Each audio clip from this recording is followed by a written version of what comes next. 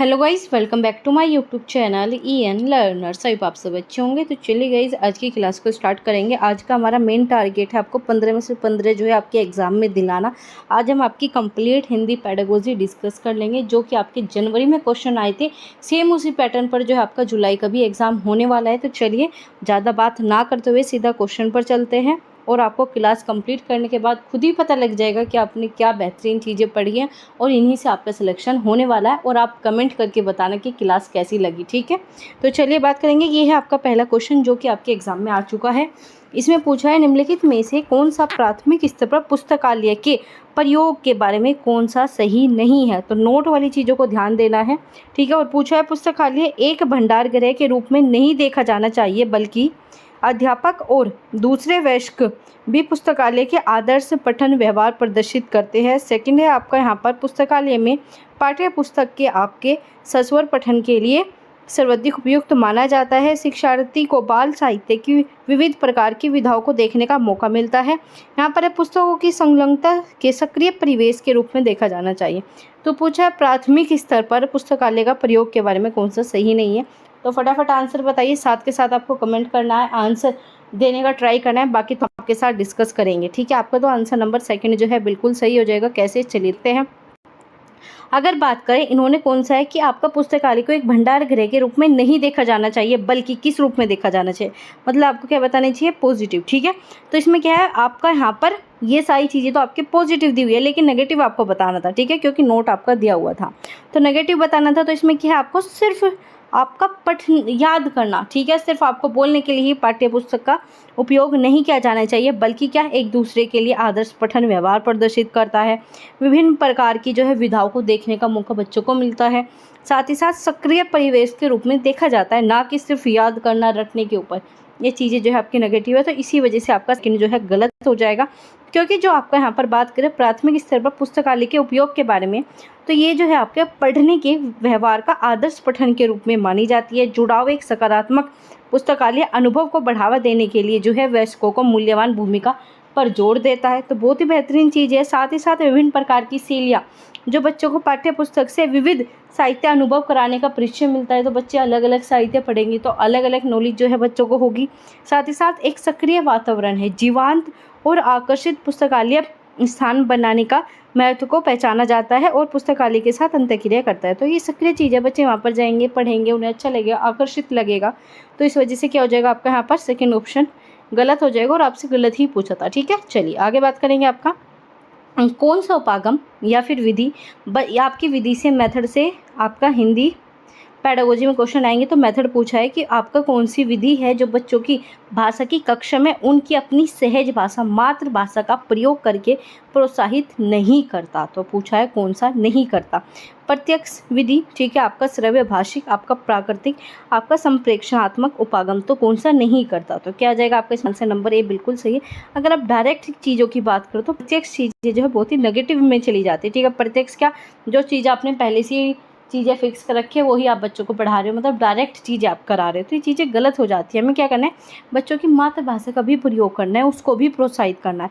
तो हम क्या करेंगे, उसे श्रव्य भाषक विधि से बोल के सुन के ये चीज़ें बताएंगे, प्राकृतिक उपागम में ये सारी चीज़ें कराएंगे, संप्रेक्षण कम्युनिकेशन करके बताएंगे, मातृभाषा में आपस में उनकी कम्युनिकेशन सुनेंगे, दो बच्चों को उनकी मदर टंग में बात करने के लिए कहेंगे, तो पॉजिटिव चीज़ें। लेकिन हम सिर्फ रटने पर ही बात करें, प्रत्यक्ष विधि का ही प्रयोग करें, पहले से ही चीज़ें फिक्स करें, वो बात आपकी गलत हो जाती है। अगर बात करें हम आपका 19वीं सदी के अंत में विकसित यह आपकी क्लासिक पद्धति, ठीक है, लक्ष्य भाषा के बात पर बल देती थी और क्या करती थी, यह कक्षा में शिक्षार्थियों की मूल भाषा के उपयोग पर प्रतिबंध लगाती थी। प्रतिबंध क्यों लगाती थी, क्योंकि पहले से ही चीज़ें फिक्स थी कि टीचर आएगा तो अगर उसे इंग्लिश में पढ़ाएं तो इंग्लिश में ही पढ़ाएगा, तो मदर टंग का यूज़ होता ही नहीं था। इसी वजह से ये आपका नेगेटिव हो जाएगा।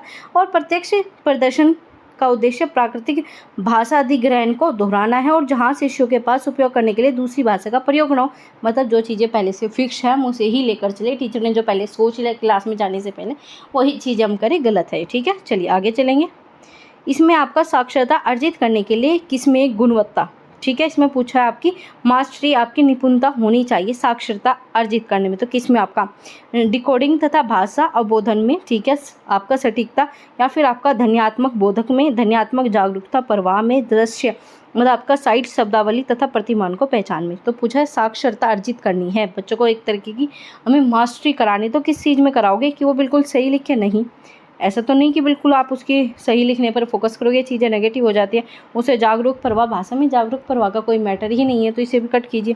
ठीक है, ऐसे नहीं कि सिर्फ दृश्य वाली चीज़ें दिखा रहे हो, गलत। ठीक है, हम किस बात पर फोकस करेंगे, हमें उसे साक्षरता करानी है। ठीक है, भाषा से रिलेटेड तो हम डिकोडिंग की बात करेंगे कि कितने अच्छे से वो अपने भावों को प्रकट कर पा रहा है लैंग्वेज में, किस प्रकार से वो अवबोधन कर पा रहा है। तो क्या आ जाएगा आपका ए ऑप्शन बिल्कुल सही हो जाएगा। तो डिकोडिंग क्या होता है, डिकोडिंग जो है आपका लिखित प्रतिमानों मतलब आपके चिन्हों अक्षरों को मौखिक रूप में ध्वनियों में अनुवादित करना। ठीक है, डिकोडिंग मतलब आपके यहाँ पर सेंडर होता है, रिसीवर होता है। आपने कभी कम्युनिकेशन का मॉडल पढ़ा होगा तो आप डिकोडिंग बहुत अच्छे से जानते हो। जैसे कि मैं क्या कर रही हूँ, चीज़ें डिकोड कर रही हूँ और ठीक है, आप क्या कर रहे हो, चीज़ें डिकोड कर रहे हो और मैं एनकोड करके दे रही हूँ। ठीक है, इस प्रकार से आपके होते हैं डिकोडिंग एनकोडिंग। ठीक है, तो ये क्या होता है आपका, हाँ, भाषा के अवबोधन का तात्पर्य क्या है कि लिखित भाषा के अर्थ को समझने की क्षमता। ठीक है, अवबोधन मतलब उसका मीनिंग भी बच्चा समझ रहा है, तो पॉजिटिव चीज़ें हो जाती है। पॉजिटिव ही आपसे पूछा था। अब आ गया आपका एनसीएफ 2005। एनसीएफ 2005 से क्वेश्चन बनेगा ही बनेगा, ये चीज़ें आप लिख कर ले लीजिए। अगर लैंग्वेज में नहीं आएगा तो आपका सीडीपी में आएगा। तो यहाँ पर बात करेंगे, आपका पूछा है राष्ट्रीय पाठ्यचर्या रूपरेखा द्वारा रेखांकित दक्षताओं को प्राप्त करने के लिए प्रत्येक बच्चे की प्रतिभागिता को समर्थन देने वाला समावेशी आपका स्वागत आनंददायी परिवेश में सर्वाधिक उपयुक्त तरीके से कैसे सर्जित करता है। तो मतलब आपसे टोटल मिलाकर क्वेश्चन पूछा है, आपको पॉजिटिव चीज़ें पूछी है। सीधा ऑप्शन में देखो कौन सी चीज़ें आपको ज़्यादा पॉजिटिव लग रही है, सीधा उसे ही आंसर आपको देना है। विकास के विभिन्न आयामों में बच्चों के कार्य का प्रदर्शन करके विभिन्न आयाम दे रखा है, तो आपको टैग वर्ड की क्लास दी थी, तो ये क्या है, पॉजिटिव है, ये सही हो सकता है। आगे बात करेंगे सजावट करके आकर्षित करके, ये नहीं हो सकता। ठीक है, क्योंकि नेगेटिव चीज़ें हो गई। ठीक है, तपती धूप में बाह्य गति को न कराकर आंतरिक गतिविधियों का आयोजन करके, ऐसा नहीं कि हम धूप को देखकर ये सोचेंगे कि बाह्य वाली चीज़ें ना कराएं, तो ये चीज़ें गलत है, तो इसे भी कट करेंगे। क्योंकि आपका एनसीएफ ने क्या कहा है कि आपको प्राकृतिक वातावरण में, रियल लाइफ में जो है बच्चों को चीज़ें सिखानी है। आगे क्या करें, आपके शिक्षार्थियों के अच्छे स्वास्थ्य तथा खुशहाली को ध्यान में केंद्रित रखें, तो ये चीज़ें भी गलत हो जाएगी। टीचर को ऐसा नहीं कि बस उनके स्वास्थ्य को देखना है, हमें बच्चों को चीज़ें पढ़ानी है, तो ये सारी चीज़ें नेगेटिव है। और इसमें क्या जाएगा आपका ए ऑप्शन बिल्कुल सही है। तो क्या आ जाएगा, बच्चों को हमें विभिन्न परिवेश में, ठीक है, विभिन्न प्रकार की चीज़ों के साथ सिखाना है। तो विभिन्न क्षेत्रों में बच्चों को काम करने को प्रदर्शित करना ना केवल उनकी उपलब्धियों को प्रदर्शित करता है, बल्कि उनकी विविध शक्ति को, उनकी प्रतिभाओं को भी जश्न मनाता है। अगर विभिन्न चीज़ें बच्चे कर पा रहा है तो उसे ना केवल उन्हें उपलब्धि मिलेगी, बल्कि ये भी बताएंगे कि बच्चे के अंदर कितनी प्रतिभा है, वो किस प्रकार से क्रिएटिविटी थिंकिंग कर पा रहा है। ठीक है, आगे बात करिए, जो है आपका सकारात्मक है, सहायक वातावरण को बढ़ावा देता है, बच्चों को सक्रिय रूप से भाग लेने, सीखने की प्रक्रिया में शामिल होने के लिए प्रोत्साहित करता है। तो ये सब आपके पॉजिटिव टैग वर्ड है, मैंने बहुत अच्छे से कराए हैं। चलिए आगे चलेंगे, अगले क्वेश्चन पर बताना है कौन सा उपागम या फिर विधि शिक्षार्थियों की जीवन की वास्तविक परिस्थिति में भाषा के प्रयोग के मुख्य लक्ष्य से संबंधित है। तो बताना है कौन सी है। ठीक है, यहाँ पर क्या पूछा, पॉजिटिव चीज़ें पूछी है। ठीक है, क्वेश्चन को ध्यान से समझा करो। अगर नहीं भी आती, यहाँ पर कोई ऐसी चीज़ रटने वाली नहीं थी कि रट कर ही जाओगे तो ही आंसर दोगे। ये 15 नंबर आपके ऐसे हैं जो आप बिना पढ़े भी दे सकते हो। जिस प्रकार से मैं आपके क्वेश्चन सोल्व करा रही हूँ, पॉजिटिव नेगेटिव चीज़ों को देखकर तो ही आपको करने। अब क्या कहा, यहाँ पर पॉजिटिव चीज़ें पूछी, तो देखिए पॉजिटिव क्या है इसमें सबसे ज़्यादा, प्रत्यक्ष हम देख चुके हैं। प्रत्यक्ष क्या है, नेगेटिव है, ये आपका क्या कर देती है, प्रतिबंधित कर देती है बच्चों को। कोई भी दूसरी लैंग्वेज बच्चा इसमें बोल नहीं पाता, तो इसे तो कट कीजिए। ठीक है, इन्होंने क्या कहा, भाषा के प्रयोग करना है बहुत अच्छे तरीके से वास्तविक लाइफ में। आपका श्रव्य में सिर्फ सुन रहे हो ये चीज़ें, ये भी नहीं हो सकता। प्राकृतिक उपागम और संप्रेक्षण, इन दोनों में से देखना कौन सा। प्राकृतिक उपागम भी अच्छा है, लेकिन ये ज़्यादा अच्छा नहीं है। संप्रेक्षात्मक मतलब बच्चा कम्युनिकेट कर पा रहा है वास्तविक परिस्थितियों में, ये ज़्यादा बेस्ट है। क्योंकि अगर बच्चा कम्युनिकेशन ही कर लेगा तो बहुत अच्छा तरीका है, बच्चा ज़्यादा बेटर सीखेगा। मान लीजिए आप उसे प्राकृतिक वातावरण में लेकर चले गए, प्राकृतिक उपागम आपने उसे दे दी, लेकिन वो कम्युनिकेट ही नहीं कर पा रहा, तो क्या हो जाएगी, नेगेटिव चीज़ हो जाएगी। तो इस वजह से क्या आ जाएगा आपका, संप्रेक्षण कम्युनिकेशन बहुत अच्छा होता है। तो ऑप्शन नंबर 4 जो है बिल्कुल सही है।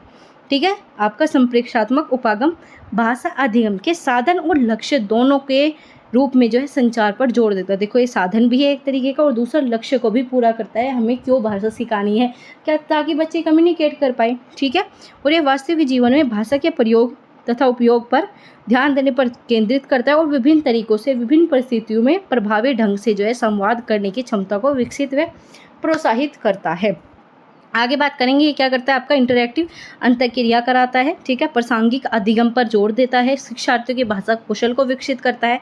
ये सारी चीज़ें जो है आपकी, और रटने की बजाय ये क्या करता है, रोज़मर्रा मतलब जो आपके डेली लाइफ में जो आप कम्युनिकेट कर पाते हो बच्चों को, वो सारी चीज़ें सिखाता है, ठीक है। चलिए पूरा समझ में आया। तो इस बार अगर आपका कोई भी संप्रेक्षात्मक 2 बार आपका क्वेश्चन बना है, ठीक है, लास्ट ईयर 2 बार एक ही शिफ्ट में आपका पेपर बना था। चलिए आगे बात करेंगे, यहाँ पर आपका एक एग्जाम्पल दिया, इसके थ्रू आपको बताना है। कक्षा 5 की एक विद्यार्थी कहती है, मैं अपना काम अध्यापक को देने से पहले सटीकता के लिए अंतिम फाइनल रूप से जांचती हूँ। तो इसमें बताना है कि बच्चा क्या कर रहा है, ठीक है। तो इसमें क्या है, आप खुद भी जैसे कि कहीं पर असाइनमेंट सबमिट करते हो, आपने बीएड में फाइल वगैरह, या फिर आपने वैसे कुछ भी चीज़ें सबमिट की होगी, तो उसमें क्या क्या था, आप पहले उसे जाँच लेते हो सही किया है या नहीं किया। तो ये क्या कहा जाता है, प्रूफ रीडिंग। आपका सहपाठी मूल्यांकन, तो सहपाठी मूल्यांकन का तो यहाँ पर कुछ बात ही नहीं है, ठीक है। प्रारूपण या फिर पुनः प्रारूपण, तो प्रारूपण तो होगा नहीं, पुनः हो सकता है या नहीं हो सकता है, या फिर प्रूफ रीडिंग। तो क्या हो जाएगा, ये आपका प्रूफ रीडिंग हो जाएगा, क्योंकि बच्चा दोबारा से कर रहा है, ठीक है, वो रीडिंग करके देख रहा है, जांच रहा है अपनी चीज़ें सबमिट करने से पहले। तो क्या आ जाएगा, ये ऑप्शन बिल्कुल सही है। अगर बात करें आपका प्रूफ रीडिंग, क्वेश्चन बनेगा क्या है, ये लेखन चरण पर काम आता है। प्रूफ रीडिंग किसी भी काम को सबमिट करने से पहले दोबारा से अपनी त्रुटि अशुद्धियों को जांच में जो है शामिल करना होता है, ठीक है। फाइनल काम सबमिट करने से पहले, असाइनमेंट सबमिट करने से पहले आप उसे देख रहे हो कि आपने सही से सारी चीज़ें की है नहीं की, अपनी त्रुटि अपनी कमी मिस्टेक को जाँच रहे हो, वही आपका प्रूफ रीडिंग हो जाएगा, ठीक है। तो यही सारी चीज़ें थी, बाकी इसकी पूरी पीडीएफ मैं आपको टेलीग्राम चैनल पर शेयर कर दूंगी। एक बार ये पॉइंट जरूर देख लेना, बहुत ही ज़्यादा आपके लिए इंपॉर्टेंट लिखे गए हैं। तो बात करें अगला क्वेश्चन, तो इसमें पूछा है, एक अध्यापिका कक्षा 2 के विद्यार्थी के विविध प्रकार के शिक्षण अधिगम सामग्री जुटाना चाह रही है। क्या करिए, विभिन्न प्रकार की सामग्री, ठीक है, ताकि वो अपने अधिगम को और प्रभावी बना सकें। अच्छी चीज़ है। तो इसमें पूछा है कि कौन सा मापदंड TLM के चयन के लिए सही नहीं है। अब बताना है कि अगर टीचर विभिन्न उपागम यूज़ कर रहा है तो उनकी कौन सी ऐसी थिंकिंग है जो कि गलत है, जो कि यहाँ पर दी हुई है। तो बस आपको कुछ भी चीज़ें रटने की नहीं है, अगर आप चीज़ें समझ लोगे तो CTET आपका एक एग्ज़ाम है जो अब आपका पूरा का पूरा जो है आपकी थिंकिंग, इसमें रटने वाले आप सिर्फ कह सकते हो 10 से 12 क्वेश्चन आएंगे पूरे पेपर के। 150 में से 10 से 12 क्वेश्चन ऐसे आएंगे जो आपके याद करने या समझने पर। बाकी सब चीज़ें ऐसी है कि आप किस प्रकार से एज ए टीचर सोचते हो, क्योंकि न्यू एजुकेशन पॉलिसी में टीचर पर बहुत ज़्यादा बल दिया गया है, टीचर के लिए अलग आपके NCF निकाले गए हैं। तो उसके बेस पर हमें एज ए टीचर बहुत अच्छा हमें टीचर चाहिए प्रभावी शिक्षण के लिए। तो उसी चीज़ के ऊपर आपके सारे क्वेश्चन हैं, तो इसमें कुछ भी रटने वाला नहीं है। देखिए कौन सा पॉजिटिव है, कौन सा नेगेटिव है, तो बताना है कौन सा इसमें सही होगा, कौन सा इसमें सही नहीं होगा। तो ढूंढिए, इसमें क्या है आपका, स्थानीय रूप से निर्मित स्थानीय रूप में उपलब्ध हो जो आसानी से बदला जा सके, ये ठीक हो सकता है। आगे बात करें, सिर्फ बच्चों द्वारा बनाई गई होनी चाहिए, फिसलन को बचाने के लिए कुछ खुदरी होनी चाहिए, इसमें आयु समूह के बच्चों के प्रयोग के लिए आकर्षित और सुरक्षित होनी चाहिए, ऐसी सामग्री जो कि बच्चों को जिज्ञासा और खोजबीन प्रयोग करने के लिए पर्याप्त अवसर दे। तो ये तो बहुत अच्छी चीज़ है। तो फोर्थ तो होगा नहीं, तो बताइए कौन सा होगा। तो इसमें जो आपका बिल्कुल सही हो जाएगा वो हो जाएगा सेकंड। सेकंड क्या होगा, चलिए देखते हैं। सेकंड इस वजह से हो जाएगा क्योंकि हमें ऐसी सामग्री जो कि आपके सिर्फ बच्चों द्वारा बनाई गई है, आप टीचर हो, आप भी तो कुछ ऐसी चीज़ें TLM यूज़ कर सकते हो, खुद बनाकर लेकर जा सकते हो। हम बच्चों पर ऐसी बात नहीं करेंगे कि सिर्फ आप बचाओ, और फिसलन से बचने के लिए कोई सेंस ही नहीं है, ये कोई आपका ऐसी अधिगम सामग्री है ही नहीं जिसका टीचर को प्रयोग करना चाहिए। तो यही आपका नेगेटिव है। बाकी क्या है, हम आकर्षक तथा सुरक्षित बनाएं ताकि बच्चों को कोई खतरा ना हो। आप कोई ऐसी सामग्री का यूज़ करो जिससे बच्चों को खतरा हो, तो गलत चीज़ें हैं, ठीक है। ऐसे आपका यहाँ पर क्या हो जाएगा, आसानी से उपलब्ध हो, ये भी अच्छी चीज़ें हैं। तो एक बार एकमात्र जो आपका यहाँ पर सेकंड जो है आपका गलत हो जाएगा, गलत पूछा था, ठीक है। इसमें क्या होता है, आपका सुरक्षा मानकों को सुनिश्चित नहीं किया जा सकता, बच्चों से ही बनवा रहे हो, गलत चीज़ है, ठीक है। चलिए आगे चलेंगे। आपका यहाँ पर फिर से एग्जाम्पल दिया, पूछा है कक्षा 3 की अध्यापिका अपने कक्षा में पठन कोना सर्जित करना चाहती है और बच्चों के लिए पुस्तकों का चयन करते समय निम्नलिखित में से किस प्रश्न पर सबसे अधिक प्रभावी या महत्वपूर्ण होगा, ठीक है। अब इसमें आपको पॉजिटिव ढूंढना है, इन सब में से सबसे पॉजिटिव कौन सा है, वही आपका आंसर होगा। बात करें, क्या पुस्तकें तीसरी कक्षा में पठन पाठ्यचर्या के लिए लक्ष्य को संबोधित करने योग्य है, ठीक है। क्या ये पुस्तकें एक से अधिक निर्देशात्मक प्रसंग में प्रयोग के लिए उपयुक्त है? क्या इन पुस्तकों के लेखक जाने माने हैं, बाल साहित्य के माननीय लेखक है, इसलिए आप बुकों का चयन करोगे? या फिर आप इसलिए करोगे कि ये पुस्तक जो अधिकांश विद्यार्थियों के लिए स्वतंत्र पठन स्तर के अनुसार लिखी गई है? अब बताइए कौन सी है? अगर आपको बुक चयन करनी है, आप बुक को चॉइस करना चाहते हो बच्चों के लिए, तो आप कौन सी बुक परचेज करोगे? तो बताइए इसमें से कौन सा हो जाएगा? तो ये जो आपका फोर्थ बिल्कुल सही हो जाएगा। क्यों? क्योंकि इसमें हम बच्चों के अकॉर्डिंग चीज़ें ले रहे हैं, ठीक है, अधिकांश बच्चों के लिए, ठीक है, उनका क्या स्वतंत्र पठन के अनुसार लिखी गई है।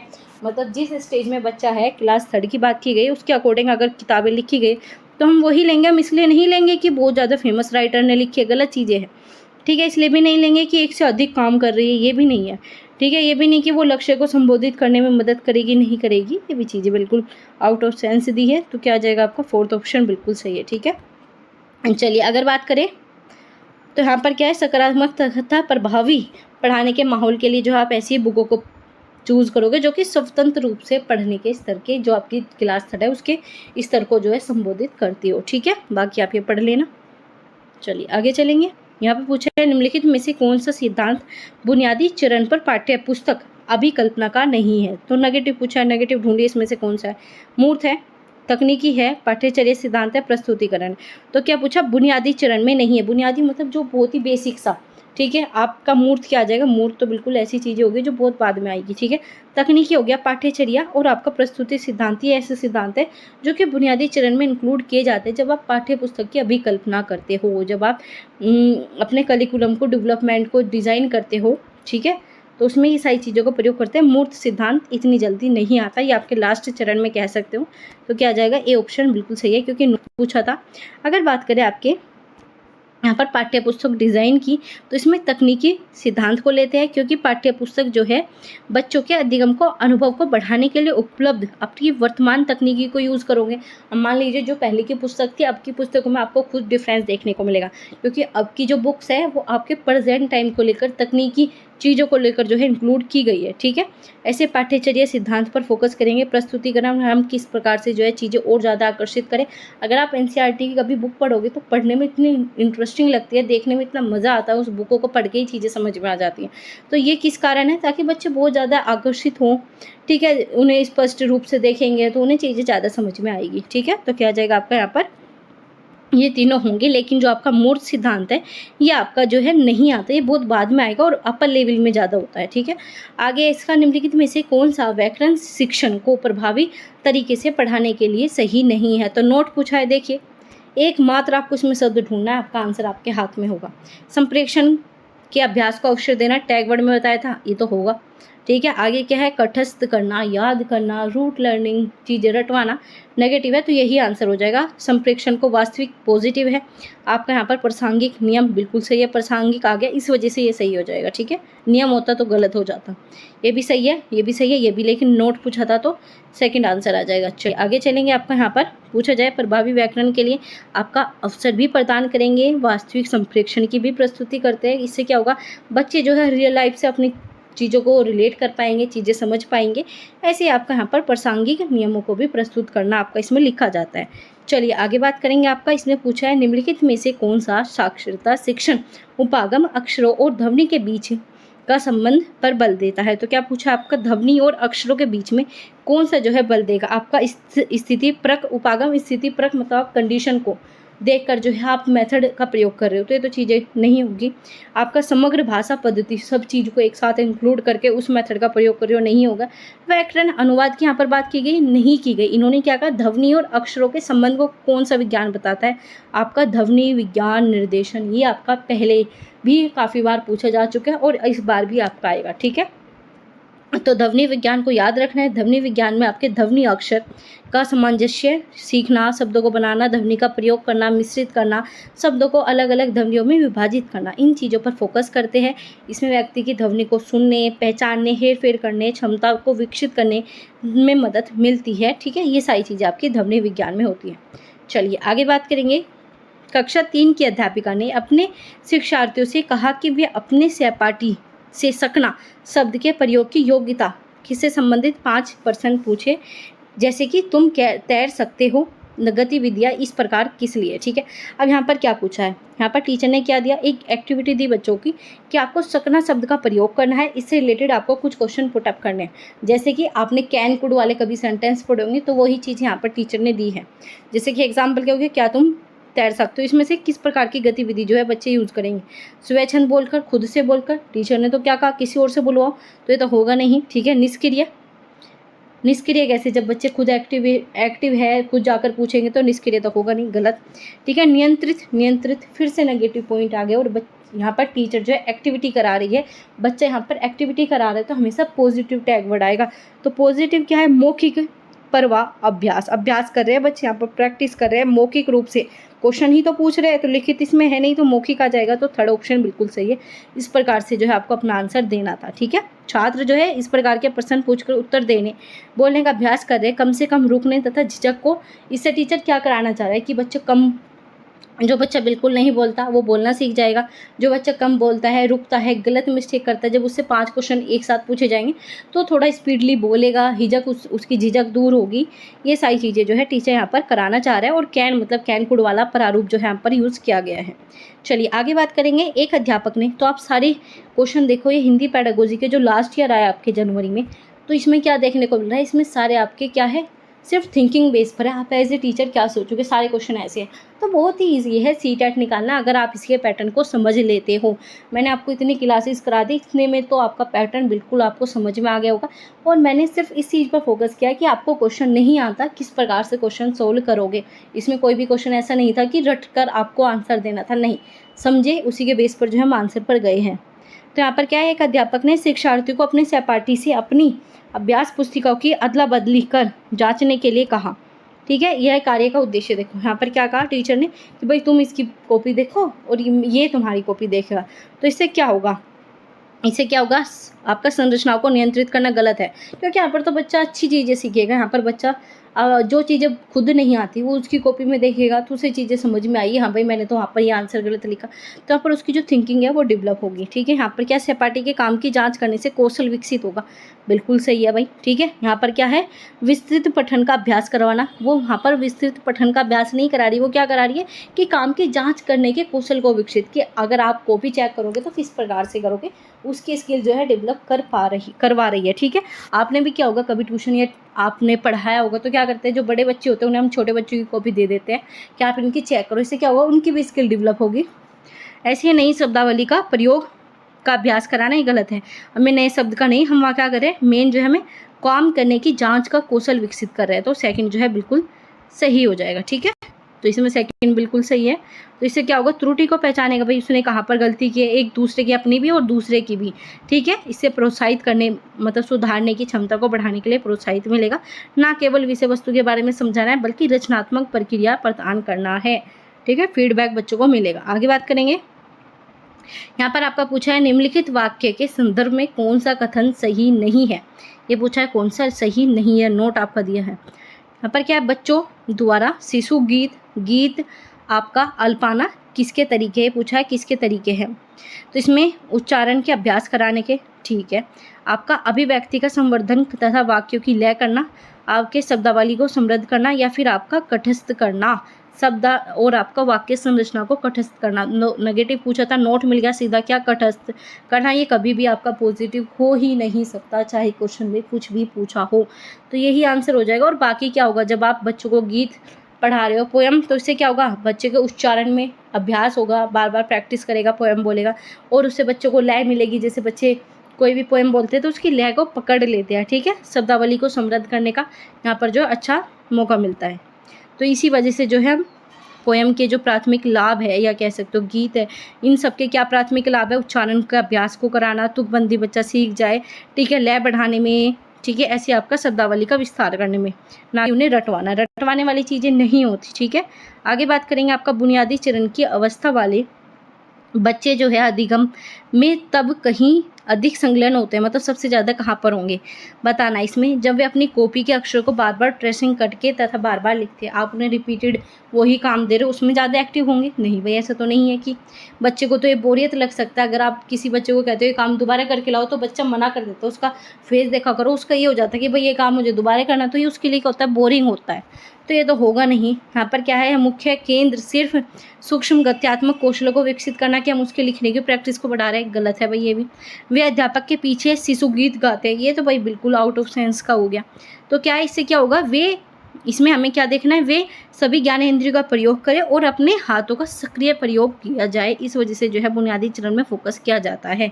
क्या हो, इससे उनके इंद्रियों का प्रयोग होगा और हाथों का सक्रिय रूप से यूज़ कर पाए। इसी वजह से बुनियादी चरण की अवस्था में बच्चे अधिगम में तब कभी अधिक संकलन होंगे जहाँ उनकी अधिक एक्टिविटी लगेगी, जहाँ पर उनका अधिक माइंड लगेगा, ज़्यादा सेंस यूज़ करोगे।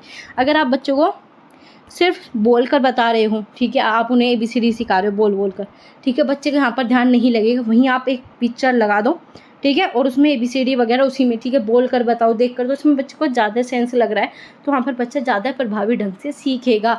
वो देख भी रहा है, सुन भी रहा है, आप हाथ हिलाकर एक्टिविटी भी करा रहे हो, तो अपना शारीरिक गतिविधि भी कर रहा है, सक्रिय रूप से है, एक्टिव है, तो यहाँ पर ज़्यादा सीखेगा। ठीक है, 4th आपका बिल्कुल सही हो जाएगा।